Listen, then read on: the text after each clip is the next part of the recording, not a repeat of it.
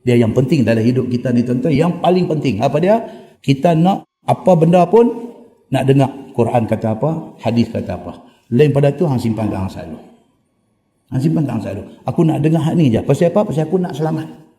Kami duk main dia nak cerita dengan kawan. Duk cerita tentang sembahyang qabliyah ba'diyah zuhur ni. Kan? Ada hadis isteri Nabi kata apa? Nabi SAW beritahu, siapa yang amalkan sembahyang qabliyah zuhur 4 rakaat, ba'diyah zuhur 4 rakaat, Allah haramkan daging dia daripada kena api neraka. Hebat tak tuan-tuan? Hebat. Hadis sahih. Kami sembanglah tajuk tu tiap kita tadi. Saya kata kat sahabat-sahabat kita ni, kan senang benda tu nak lekat kat kita, nak boleh buat ni. Pasal lohong pun 4 dah. Lohong tu pun dah 4 dah. Lagi nak bubuh 4 qabliyah, lagi nak bubuh 4 ba'diyah ni.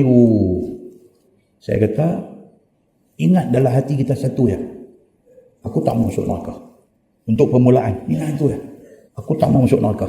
Aku percaya hadis Nabi. Nabi kata siapa yang buat ni, siapa yang buat qabliyah 4, ba'diyah zuhur 4 ni, Allah haramkan daging dia daripada kena api neraka. Aku percaya apa yang Nabi kata ni. Sampai isteri Nabi dia kata, sejak daripada hari dia dengar Nabi habang yang tu, dia tak tinggal qabliyah zuhur 4, ba'diyah zuhur 4 ni, dia tak tinggal sampai bila-bila.